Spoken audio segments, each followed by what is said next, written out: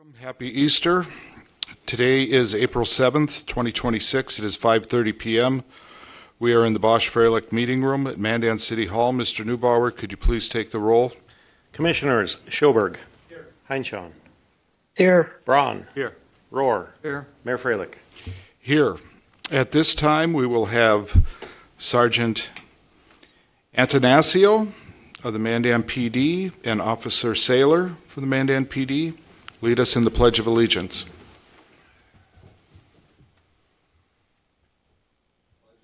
To the flag of the United States of America and to the republic for which it stands, one nation, under God, indivisible, with liberty and justice for all. Thank you, gentlemen. And we will start with announcements. April is Child Abuse Prevention Month, and along with that, you are encouraged to participate in Blue Day, Wear Blue Day, April 10th. And Blue Day is a nationwide event created to create awareness all over the country. Citizens have worn blue as a symbol of the need to prevent child abuse and neglect. Blue is a nationally recognized color for child abuse prevention. Engaging in Wear Blue Day raises public awareness and prevention advocacy for children across the nation. And again, that is April 10th.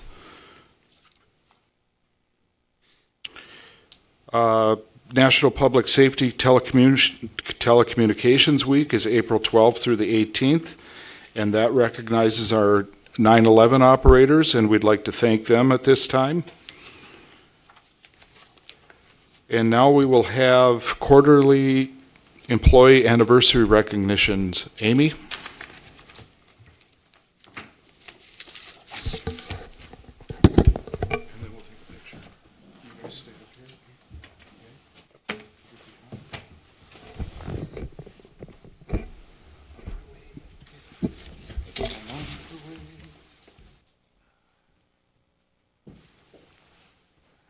Hello, good evening, everyone. Thank you for being here. Always an exciting meeting. Every quarter, we recognize employees that meet different milestones. So tonight, we're recognizing quarter one, and we have 10 employees who reached milestones from 3 to 25 years of service. So I will call your name to recognize you, and if you want to come up and take your certificate from Mayor Freilich, he will thank you, and if you want to stay up here, we'll get a picture at the end. So I will get started. We have 4 employees that reached 3 years of employment. So the first one is Mateo Dodana, and he is a police officer. He might not have made it tonight.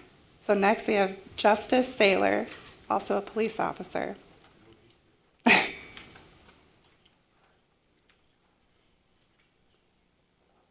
Tasha Scott, administrative assistant with the police department.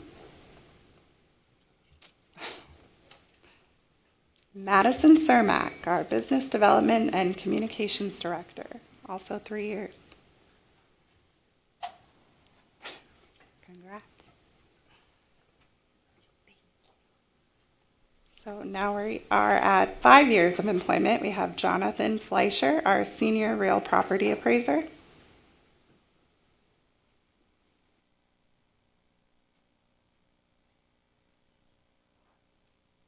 And Jared Atanasio, our police officer. Sergeant. And Daniel Carpenter, also police officer.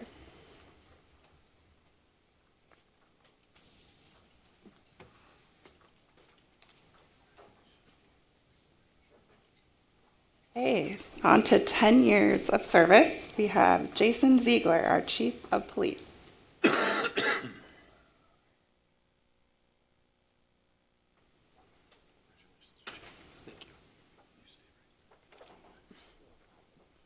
And Colton Schmidt, the water treatment plant operator 3. Congrats.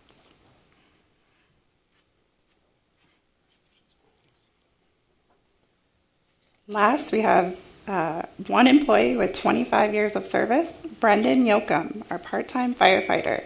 25 years. Congrats.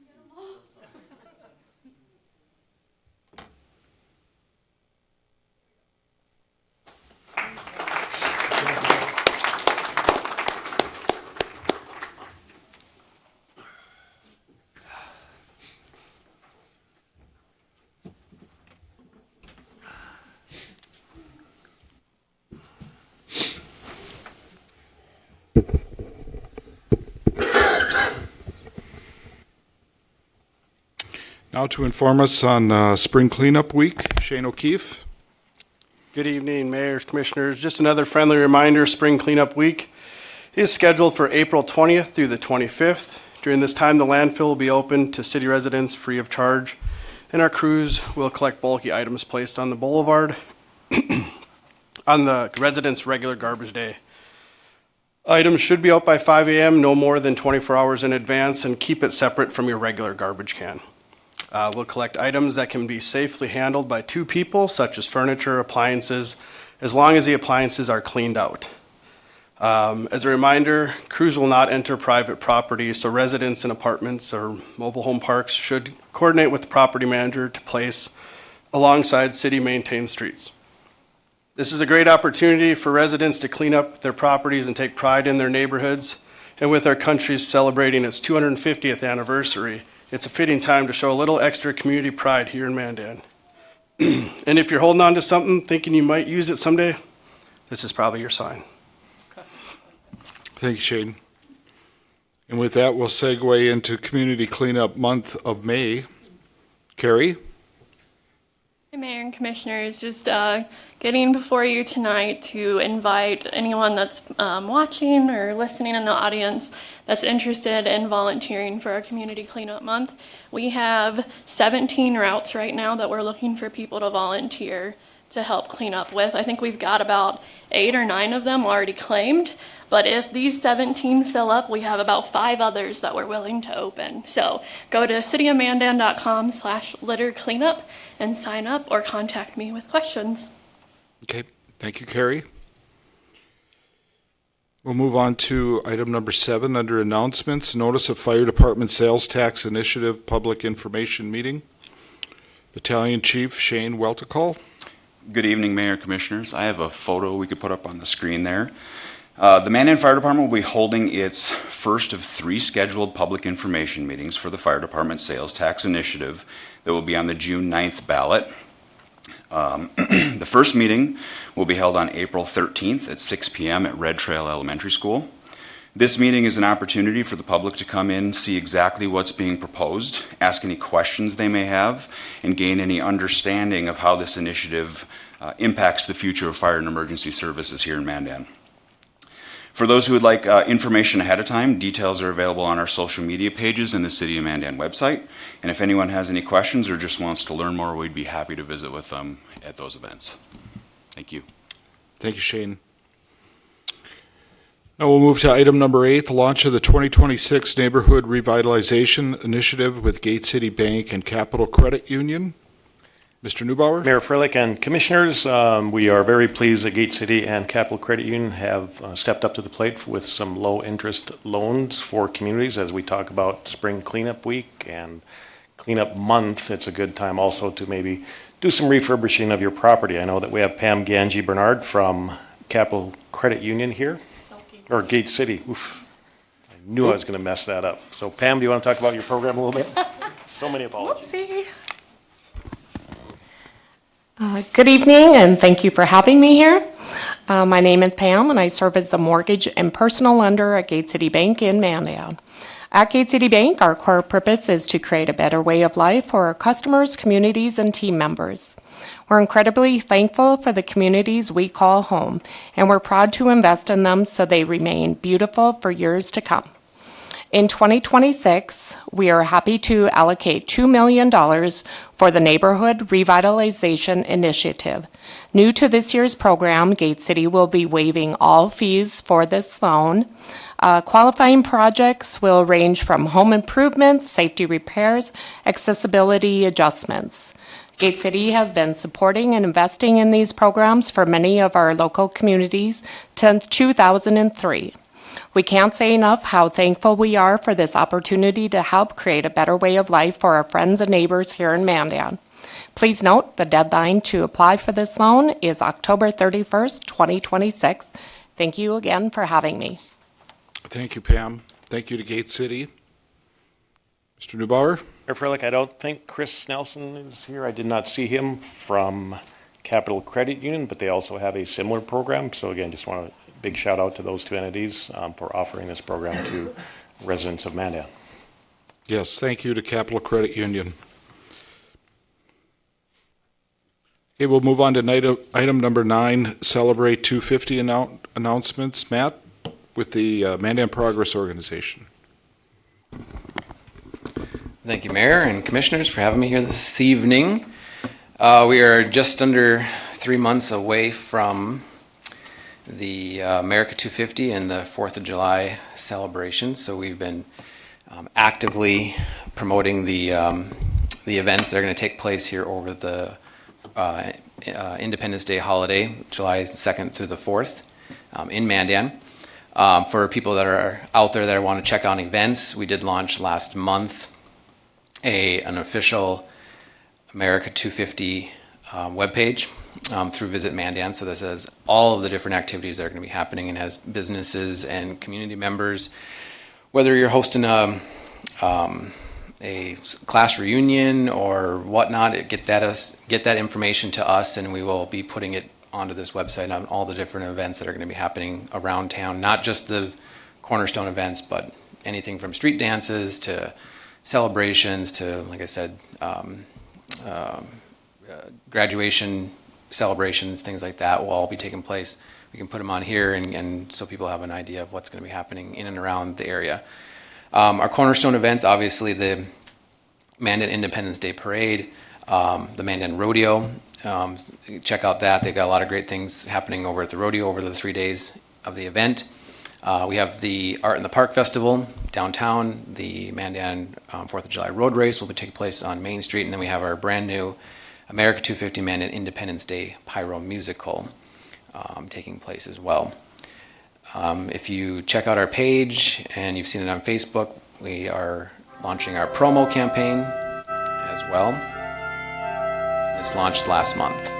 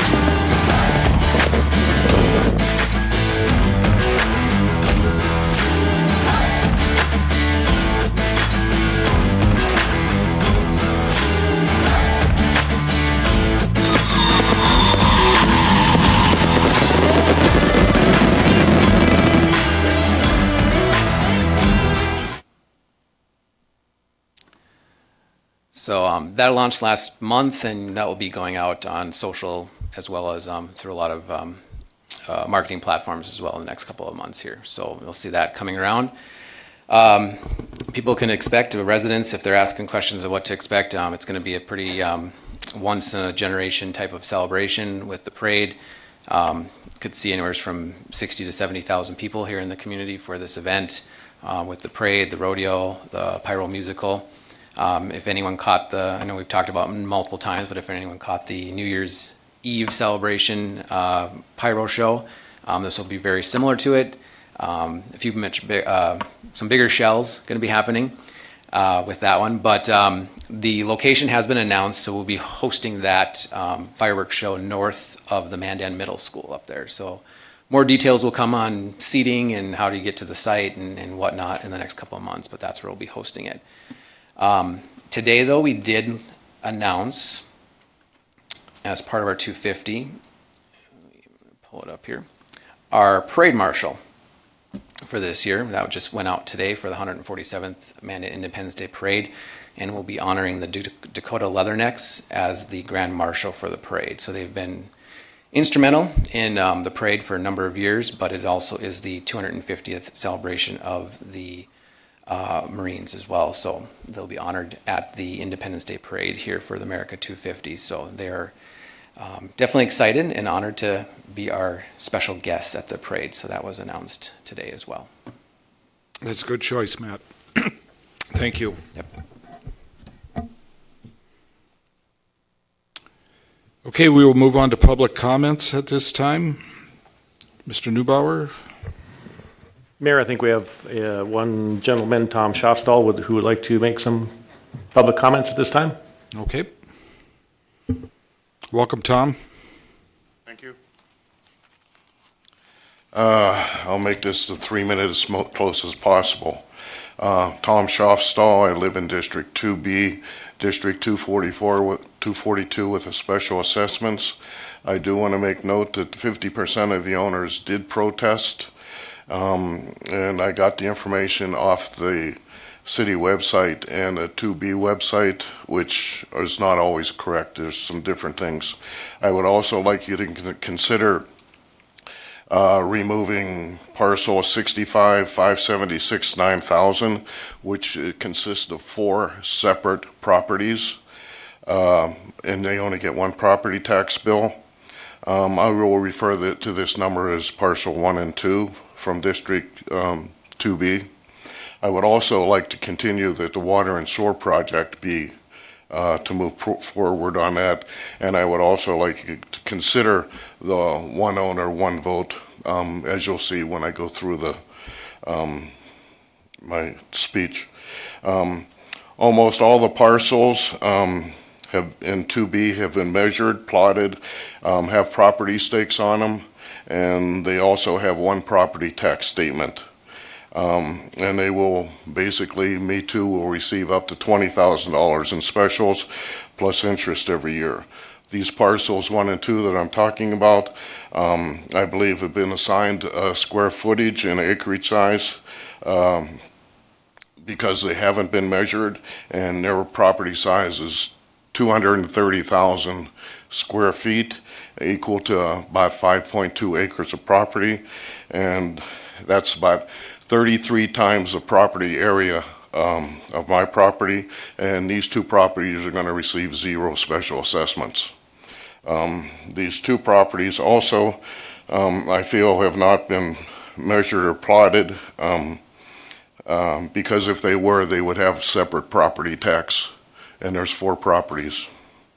And they would have this proper ID separate like everybody else does.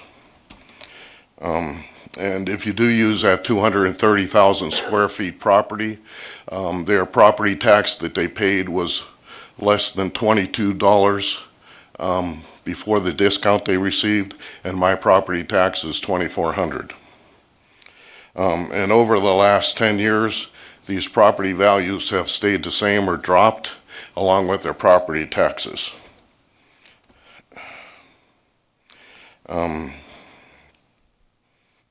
I tried to get the total information of how they figure this the area of each property, whether it's the stakes of the property or whether it includes the sidewalks, whatever, I'm not sure. There are also 2 other properties that aren't going to receive any special assessments, and their value in land is 10 times greater than my property, and again, they won't receive any special assessments. So basically, there's 4 properties that'll be 40 times the size of my property, receiving 0 specials, and everybody else will be receiving up to 20,000 in specials. And if this property is removed, I think the protest would win. Thank you. Thank you, Tom. Any questions? If not, thank you. Duly noted. Thank you.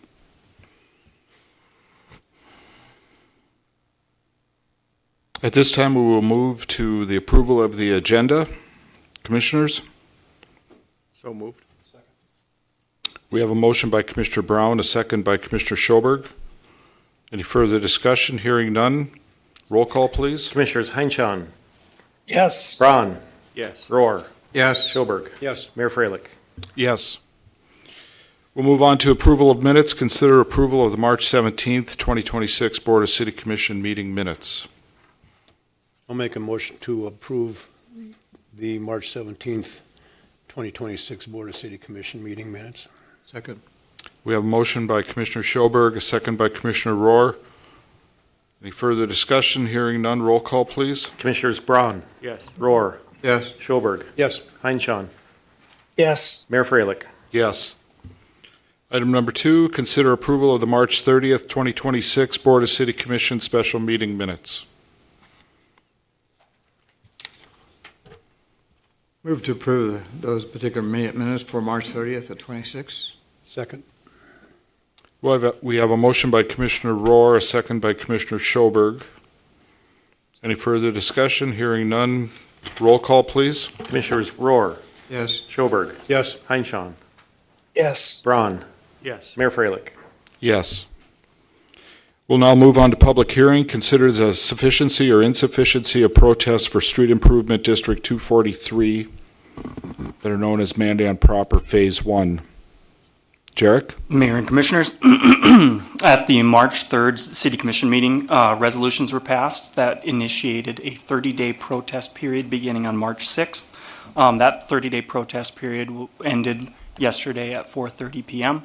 And we have counted the land area percentage of the district, and our total ended up being 17.6% of the land area. And yes, I do have a map pulled up right here for anybody who wants to see the protest rate.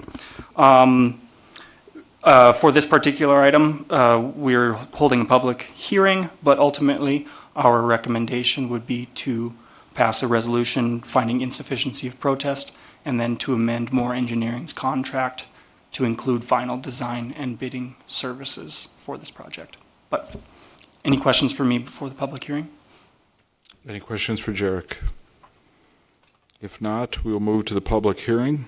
Thank you, Jarek. At this time, we'll open the public hearing. Anyone willing or wanting to speak on District 243? First call. Second call. Third and final call. Hearing none, the public hearing is closed. We will move to resolution and ordinances. Mayor and Commissioners, I do want to just maybe read, Riley had prepared this kind of statement, and I did want to read this just because I think that it is applicable not only to this item, but to several items in the future. He wrote, due to the insufficiency of protests, we're recommending to move forward with final design and bidding. This amendment adds design and bidding, which were intentionally left off of the original agreement until the district was in place, and we would anticipate a future amendment to Task Order 10, which would add construction administration and oversight to the agreement if bids were awarded. So that is our recommendation. This amendment to Moore Engineering's contract is something that we anticipated this whole time, and is just usually how we structure our engineering contracts. But our recommendation would be to pass the resolution of insufficiency and to amend Moore's contract. Commissioners? I'll move to determine insufficiency of protest for Street Improvement District 243 and enter into a contract with Moore Engineering to complete final design and bidding. Second. We have motion by Commissioner Schoberg, second by Commissioner Heinchan. Any further discussion? Hearing none, roll call.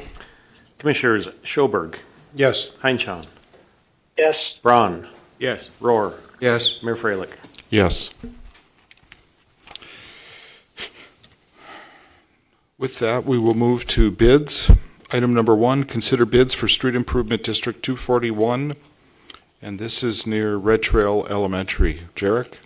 Yes, Mayor and Commissioners, we opened bids for this project on March 27th, and we received 2 bids, one from Northern Improvement and one from Strata Corporation.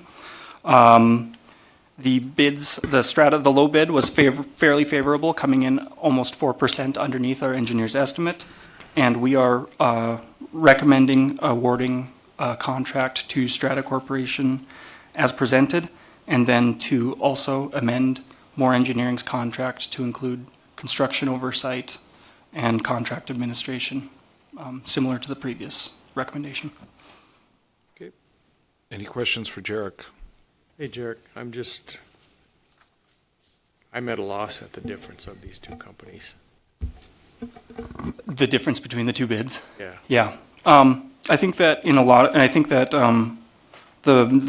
the wide gap between the 2 bids can be explained by the amount of work that each contractor already has on the books for the season, in which somebody who's looking to fill up their schedule will usually submit a more favorable bid, and somebody who already has a lot of work, even in our community, will usually submit something that's more worth their while.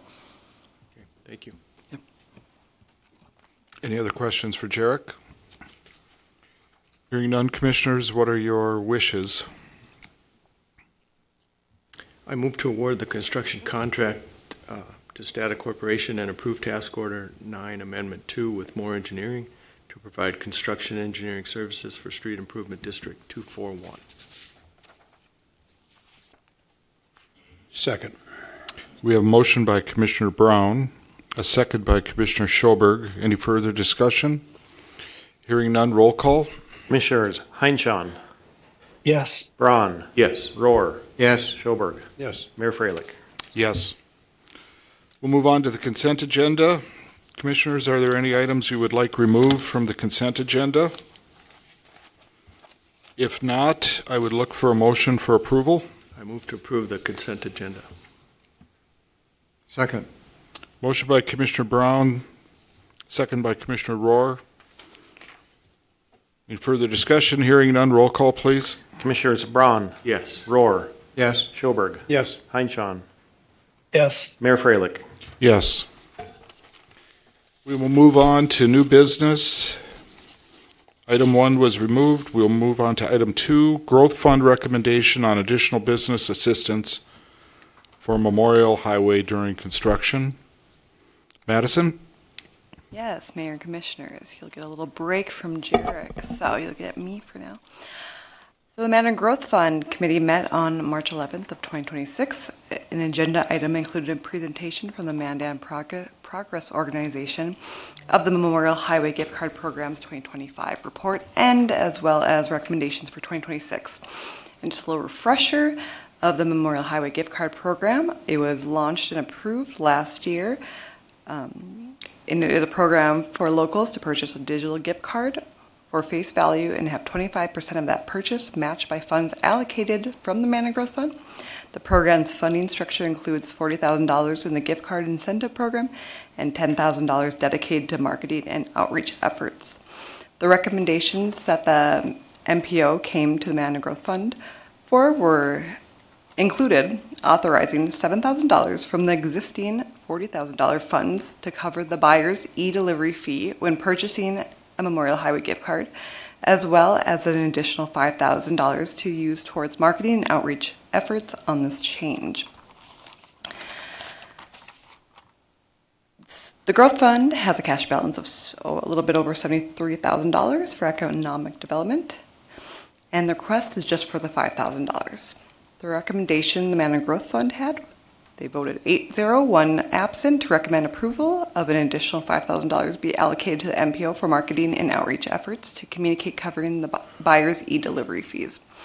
And Matt Shandor is here with us tonight, Executive Director of the MPO, and he can answer any questions if you guys have any. I just want to give a little tidbit that if you want to purchase the Memorial Highway gift card, you can go to visitmandan.com and then under the tab, the Memorial Card, and you can purchase it there.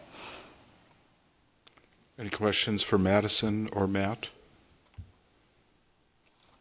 You wouldn't be able to pull that up, would you? Just to show the people at home. Let's see.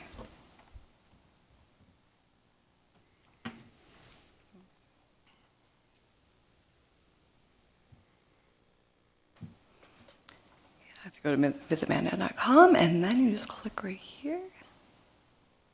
Oh, look how easy that is.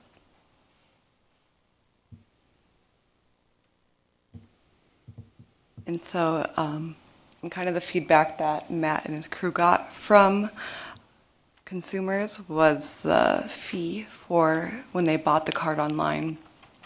We are now going to cover that e-delivery fee. So Madison, Matt, how many businesses do we have participating on Memorial Highway? Mayor, Commissioners, we have about 21, I believe, businesses that are listed as a participating business right now within the Assessment 1 and 2 district of Memorial Highway.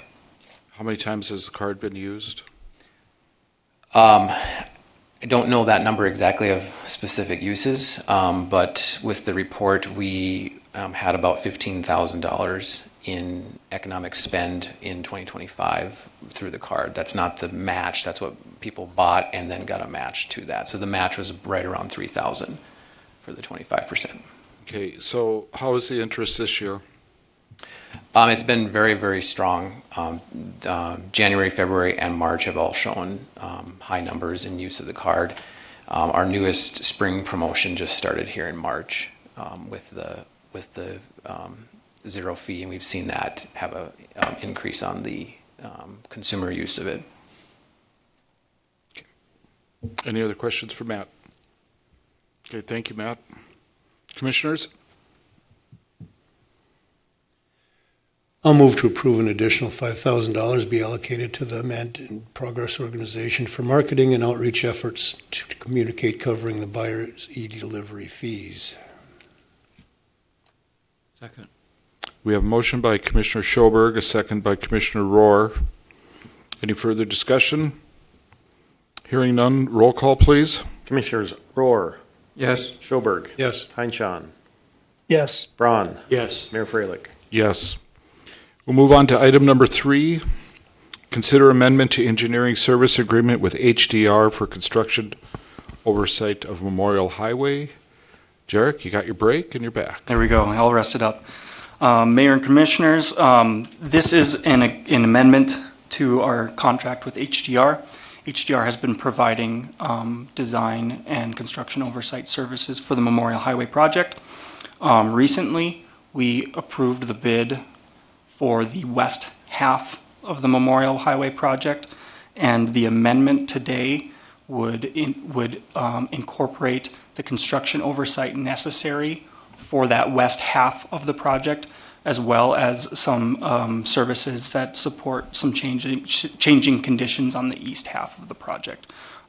This is once again something that has been anticipated and was included in our cost estimates at the outset of the project and the creation of the district. So although the number we used at the very beginning would almost definitely isn't exactly this number, the estimate was close to this number and shouldn't have too much of an impact. Okay, so this is just the natural order of this process, right? Correct. Okay. And again, it's not adding anything to anybody special because it's a big number. Mayor, Commissioners, yes, it is a big number. It is a big project too, so. Right. Yep. Any other questions for Jarek?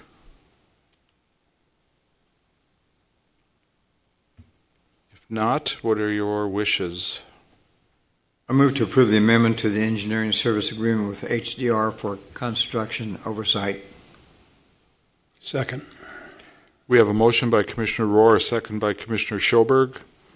Any further discussion? Hearing none, roll call. Commissioners Schoberg, Yes. Heinchan, Yes. Braun, Yes. Rohr, Yes. Mayor Freilich. Yes. Item number 4, consider entering into an engineering service agreement with KLJ for construction oversight on Street Improvement District 236, First Street improvements. Riley? Good evening, Mayor and Commissioners. So this project was recently awarded on March 17th, and this would be the reconstruction of First Street, 4th Avenue, and 5th Avenue.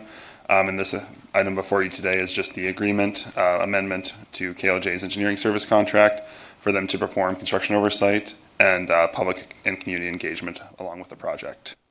Do we have a start date on this project? Not yet. We're still waiting for some submittals from the contractor. There'll be a pre-construction meeting coming up soon where we'll kind of hammer out some details with the contractor, and we'll get some community engagement out in front of the project to let people know, hey, construction's coming.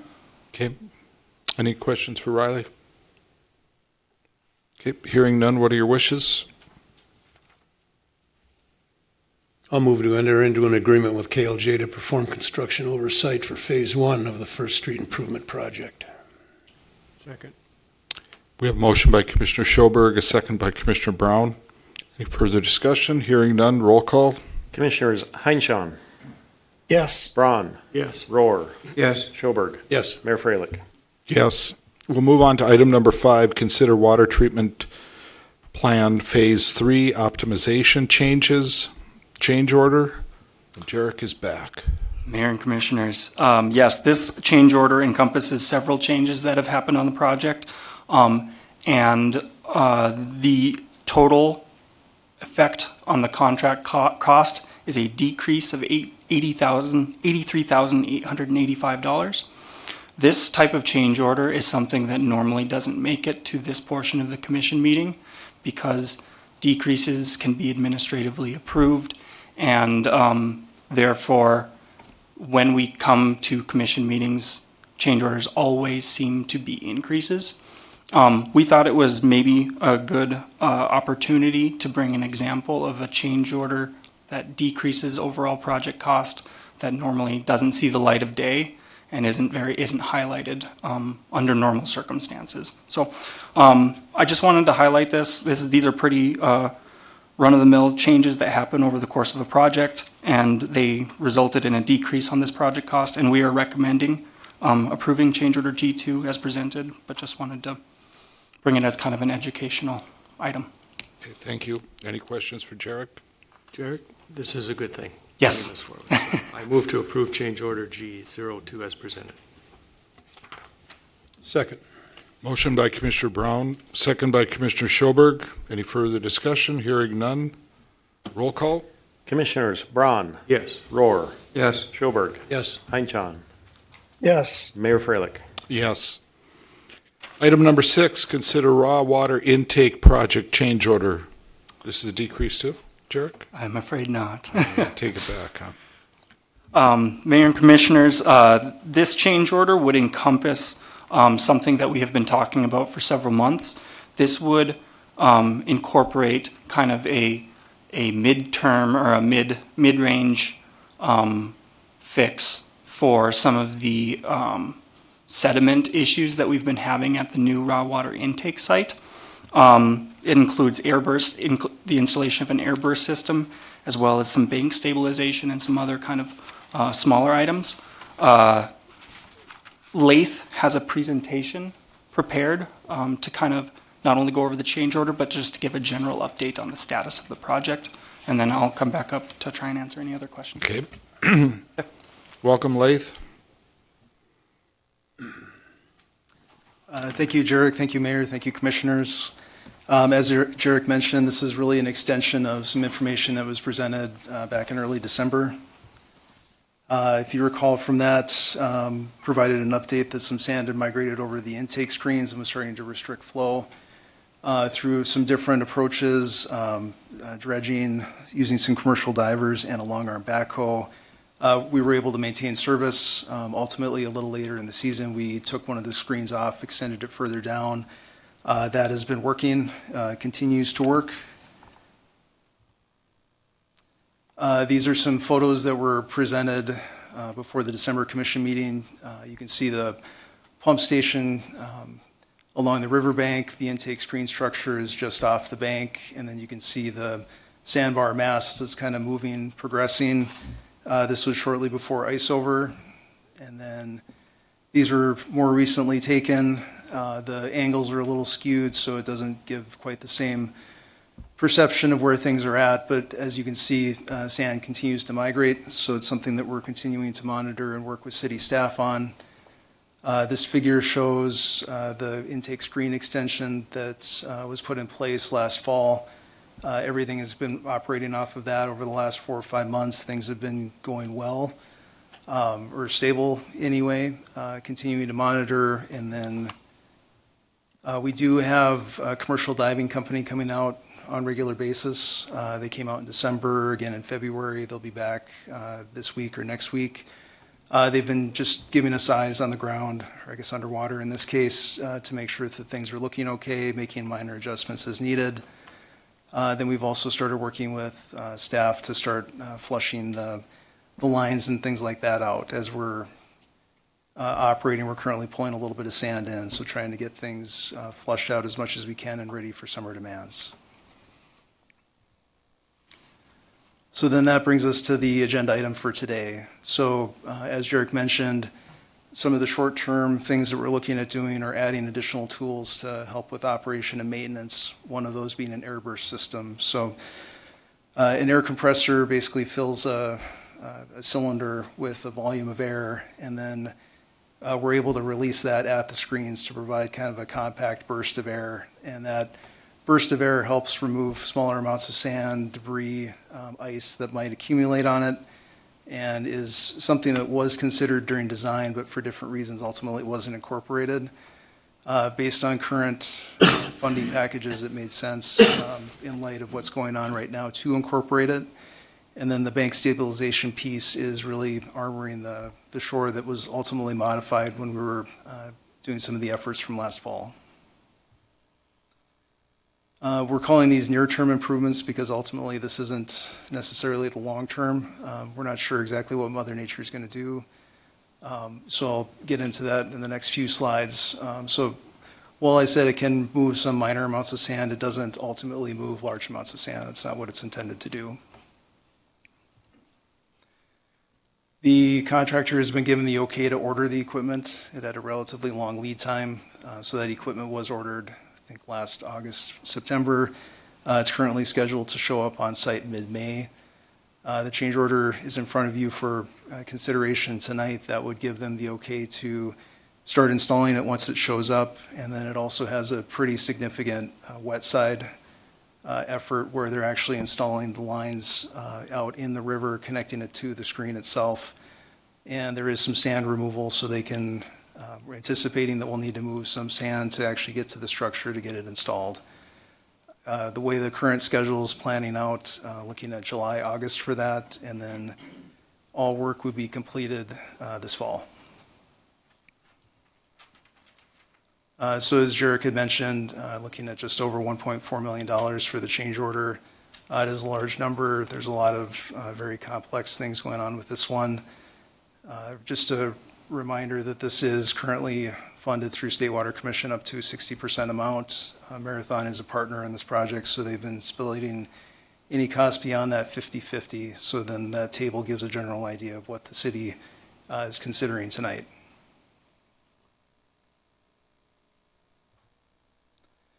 The long-term improvements, this was actually a consent agenda item that was approved previously. So looking ahead to try to improve resiliency for the intake.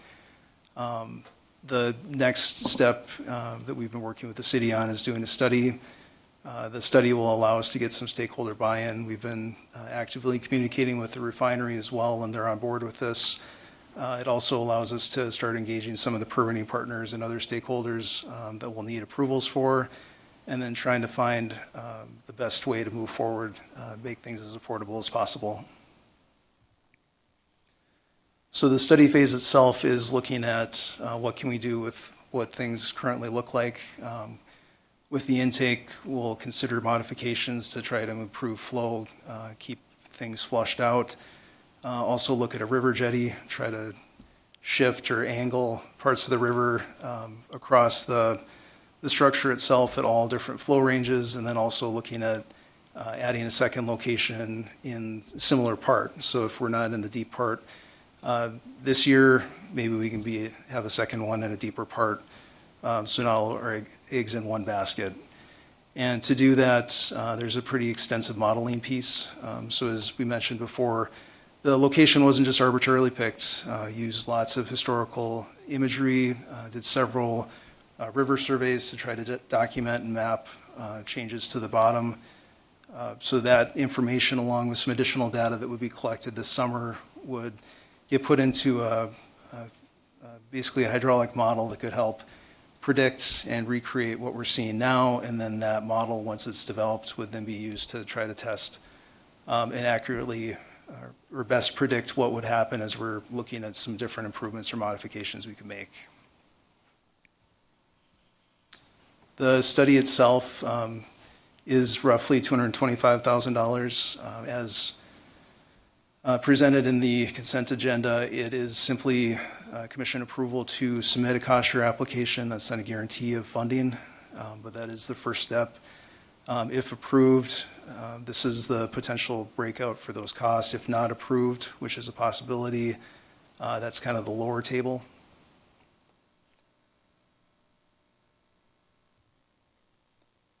And based on commission approval, the application would be submitted this month. The process goes through a pre-commission meeting and then consideration at the State Water Commission, which is scheduled for a meeting in June. At that point, we would come back to the City Commission for consideration. We would know whether funding was available or not. And then ultimately, the commission, you guys would be able to decide whether to move forward with it or not. The study itself, looking at roughly 6 to 8 months. So a lot of the data would get collected this summer. The model would be developed and kind of put through its paces this fall, and then that study would be available early next year. And then based on what is ultimately selected as the final path, there would be a final design, permitting, bidding, and construction piece to that as well. So with that, I guess Swanberg change order is up for consideration, and I'd be happy to answer any questions. Any questions? Leif, is there any indication or, and I'm not looking for concrete anything here because we don't have control over Mother Nature, obviously. Is there any indication that there might be a channel opening up along that bank from the north to clean out the sandbar? Mayor, Commissioner Schoberg, it does look like there's a little more flow in that area. It's very hard to tell. Okay.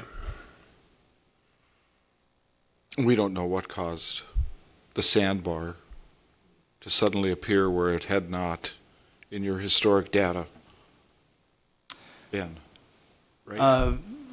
Mayor, the river is incredibly dynamic. We had homeowners in the area that had indicated that they have never seen anything like this in the time that they've lived in that area. There's a lot of things that have changed with river, continue to change with the river, so it would be very difficult to say exactly one thing. It was likely a combination of different things. And in regards to a jetty, I don't see that happening. Because you're going to change the course of the river to the other side, correct? Mayor, I agree. It will definitely be a challenge. Okay. Any other questions? Question, Mayor. Sand is an abrasive material. Have there been much problem with the newer system now where sand is causing abrasion of parts, mechanical things like that? Or is the system right now is pretty much filtering out that particular type of problem? Mayor, Commissioner Rohr, great question. I know that the refinery has put some maintenance money into one of their pumps that they've been running, and I know the city staff is keeping an eye on it. Okay. Any other questions? The refinery pumps, they operate at a consistent volume versus any peak loading that we might experience on the city side. Is that Mayor Commissioner Schoberg, you're absolutely right. City fluctuates during the winter. They don't use as much water and they shut off for a period of time every day. And then summer, they use a lot more water. Refineries pretty much 24/7 at a pretty consistent rate. And over the wintertime, we have not experienced any quote-unquote emergency responses required for anything reference that 400-foot extension? No, we have not. Okay, thank you.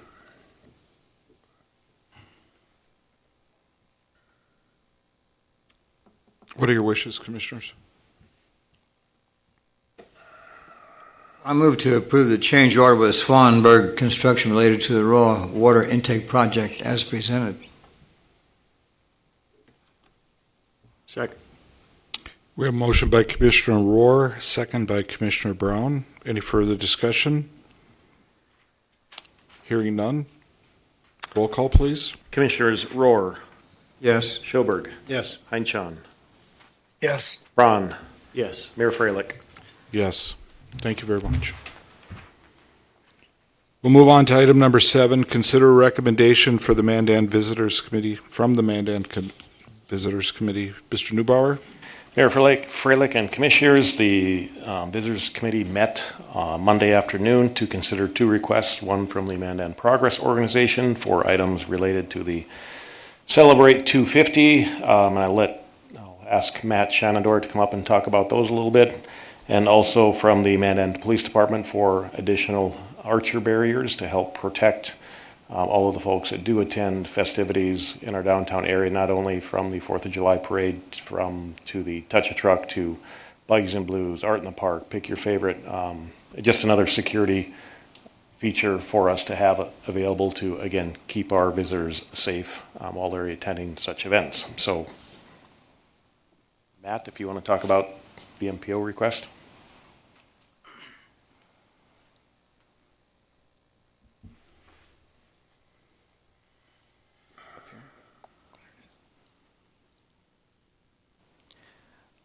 So our request to the Mandan Visitors Fund was for basically addressing a few different needs and just things that we see happening with the America Celebrate 250 this coming summer.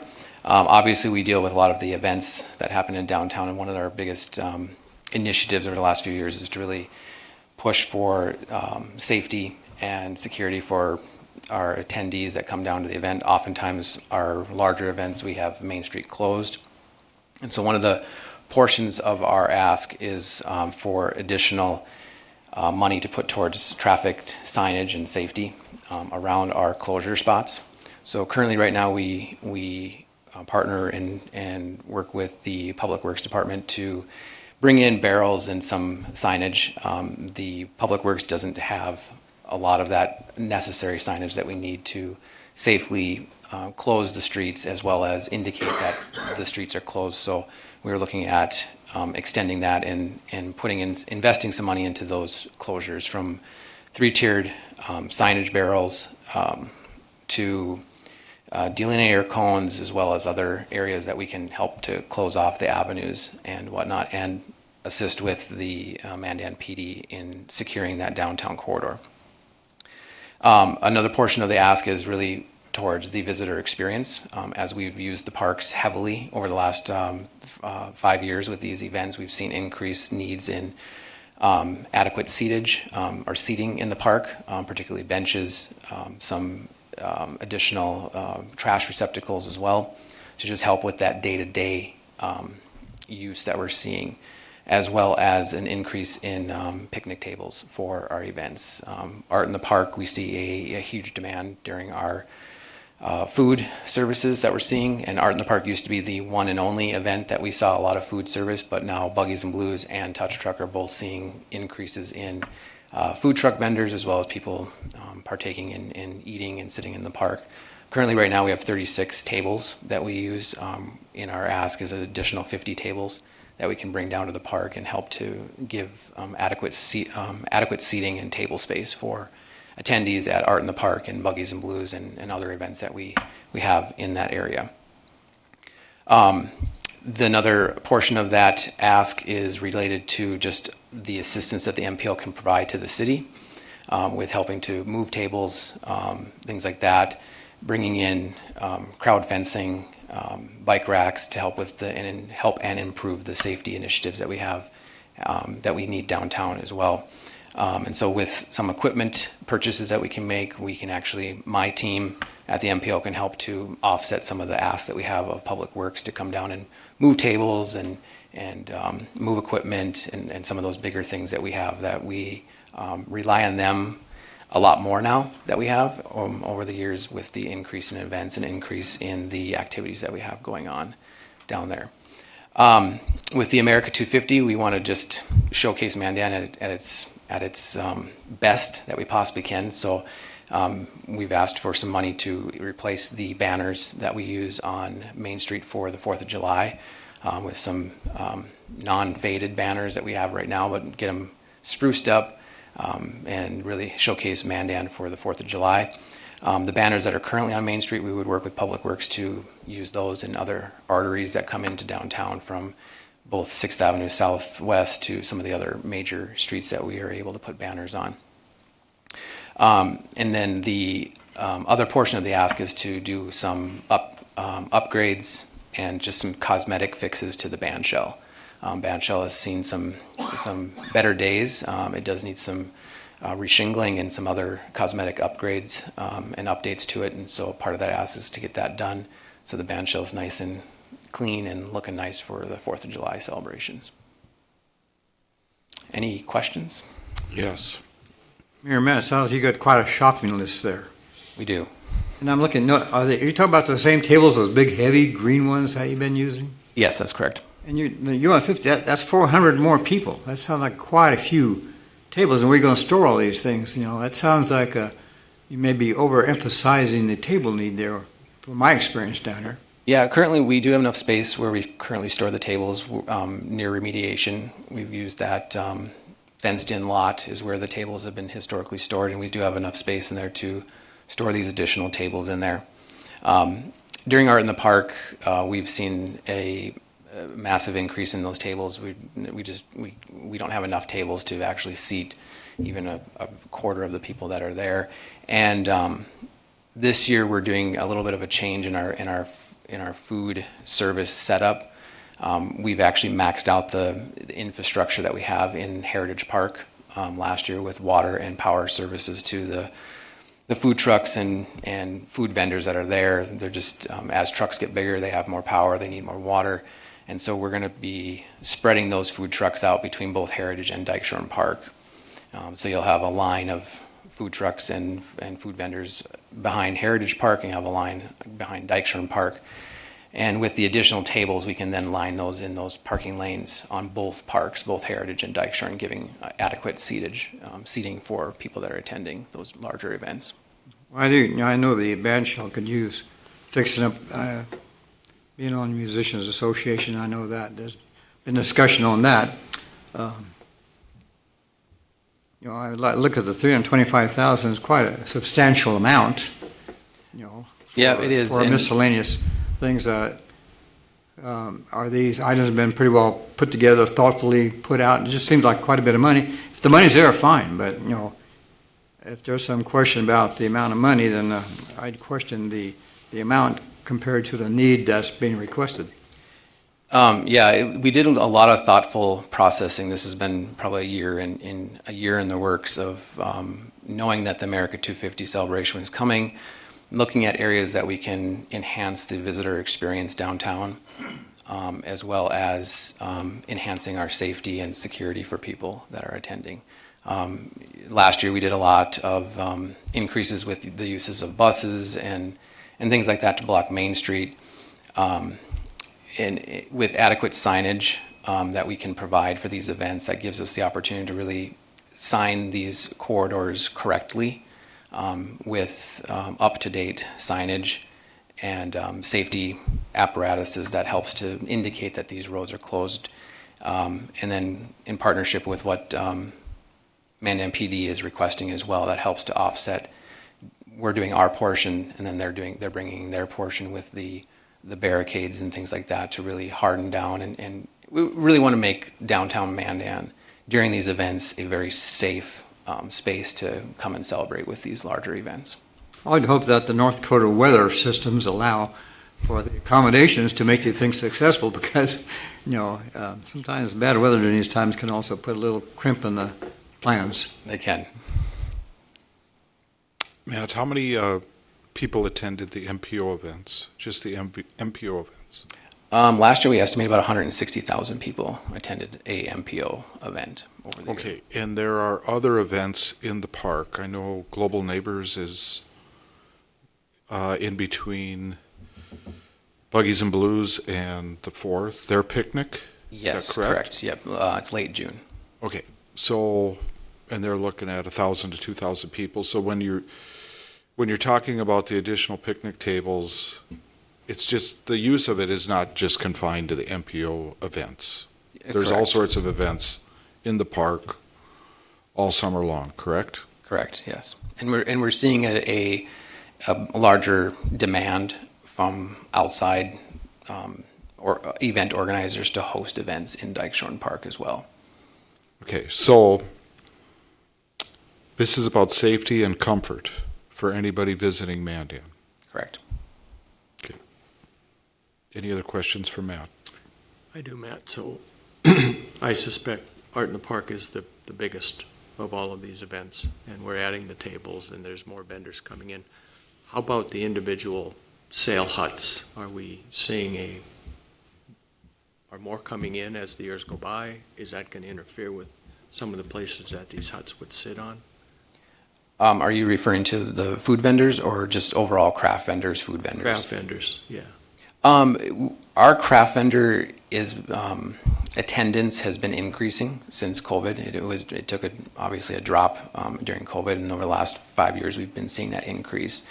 With the redesign of Dykeshorn Park, we were able to get all of those food vendor or craft vendors in there, and then we've been utilizing a majority of Heritage Park, which does give us, we do have additional room in Heritage Park to put more craft vendors as well. But with the movement of the food vendors, we actually gained some space, some usable space in the parking lots that are both behind Dykeshorn and Heritage Park for table space, as well as additional craft vendors that can butt up against the sidewalks in there. Currently, right now, with in Heritage Park, with the vendors kind of in what we'd call a food alley, the vendors that are butted up against the park, we lose all of that square footage and the grass because of all the hoses and plugs and everything they're running into that sidewalk. So we tend not to do vendors along the grassy area that is on the kind of butts up against the parking lot in Heritage Park. Do any of these new tables, or even the old tables, have the umbrellas for? They have umbrella holes in them. So it's definitely something we could look at down the road is looking at umbrellas. We do bring in a tent that we have done historically in the past and put the tables underneath it. And we're working with our tent vendor to see how we can accommodate 2 locations with some either smaller tents that aren't as big as the big one that we put in. So we can use some of that grass square footage that we have in Heritage Park for vendors. Thank you. Any other questions for Matt? My question, taking this amount of money out from the Visitors Fund, what kind of balance is left?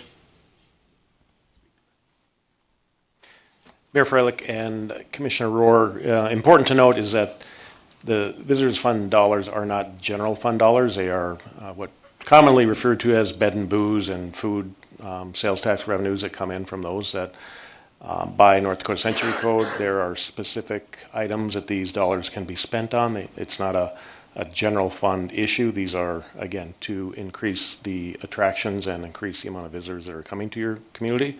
The balance, if this were to be approved, I think would still, if the request for the $325,000 from the MPO and also the up to $180,000 for the Archer barriers that are being requested by the Mandan PD, there would still be about $800,000, $800,000 left available in that fund. So that fund is reasonably healthy, but again, it's important to note that items, the sales tax, the food, the beverage tax that are collected have to be spent on visitor fund issues. We can't use them for a water line or a sewer line or a road.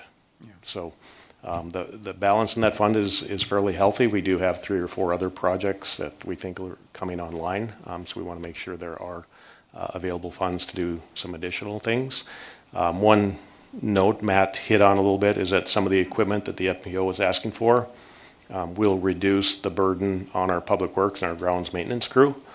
That's a really big thing for us because the MPO events are usually evenings, weekends, really, really busy times when Matt's crew are working on those events and our crews may not be in town, or those are holidays and weekends and things like that. So this will relieve a lot of the burden on our grounds maintenance crew and public works if these items are acquired by the MPO.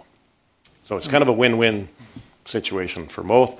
The MPO has the capability and the time frame in which to do this, and they can probably do it more efficiently when they do it versus when we come down. We're trying to fit in and schedule those things, and it's a little easier to do if the MPO has some of this equipment for themselves to use. Yeah, I appreciate it, Jim. Let the people out there know how the monies are used and that it is a healthy fund.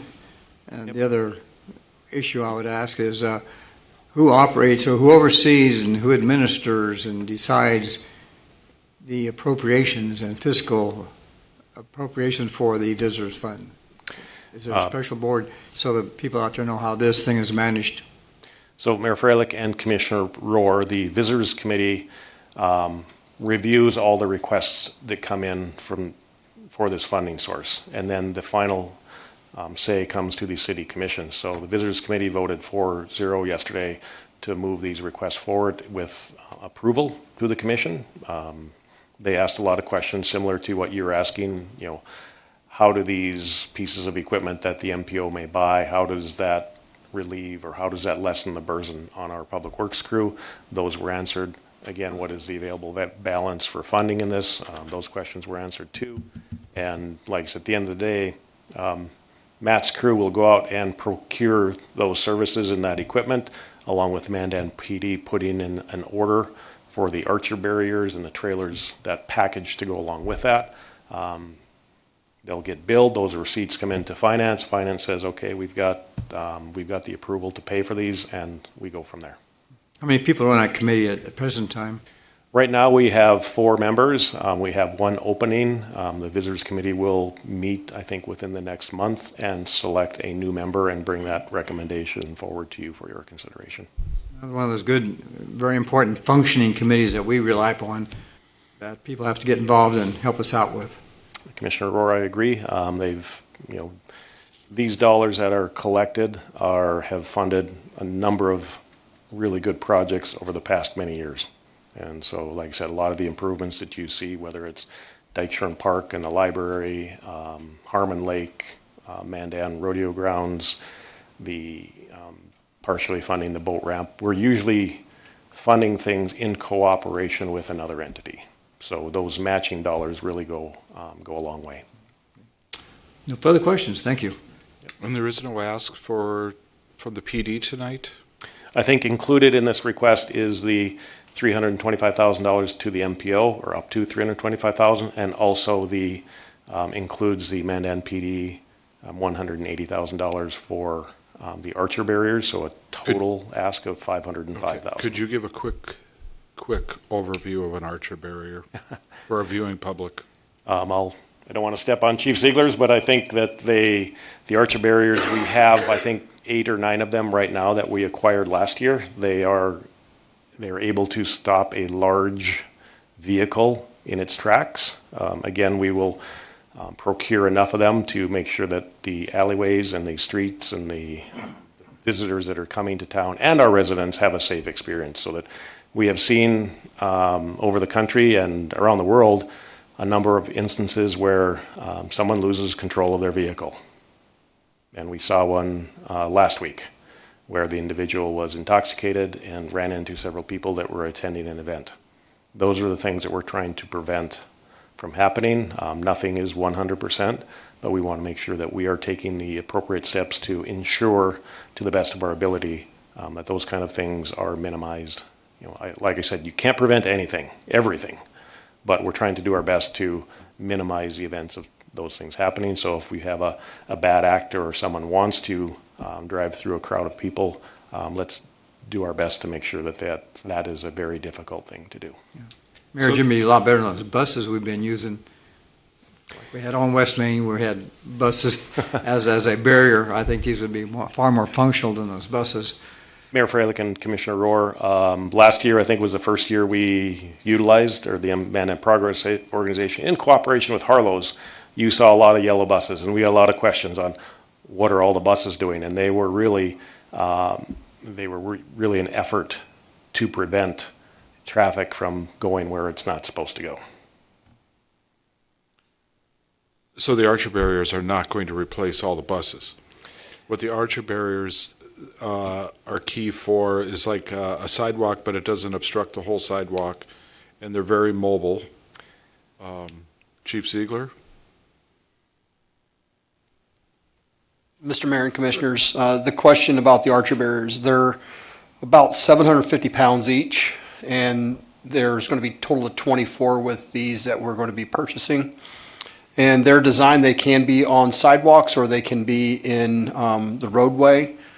They're required to have at least 8 of them connected together in order to be considered safety certified by Archer. The U.S. military actually uses them to protect military bases across the world.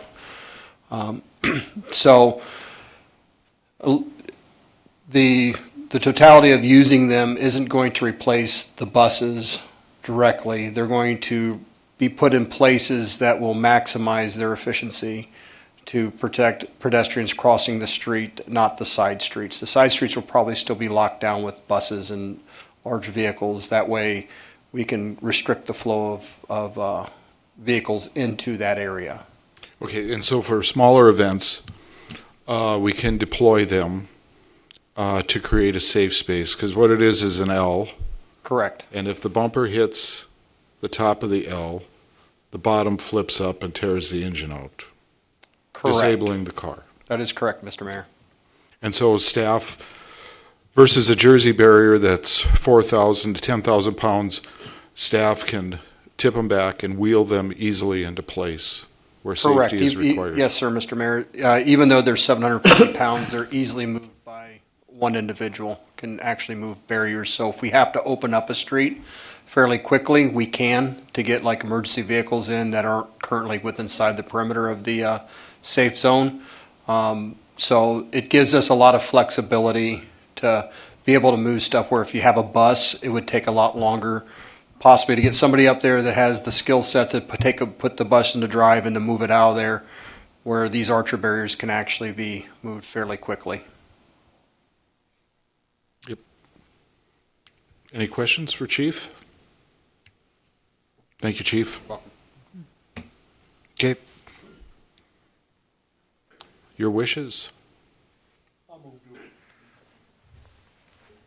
I'll move to approve the recommendation from Mandan Visitors Committee funding to the request from the Mandan Progress Organization, up to $325,000 for items outlined in the request, and the Mandan Police Department for Archer barriers up to $180,000.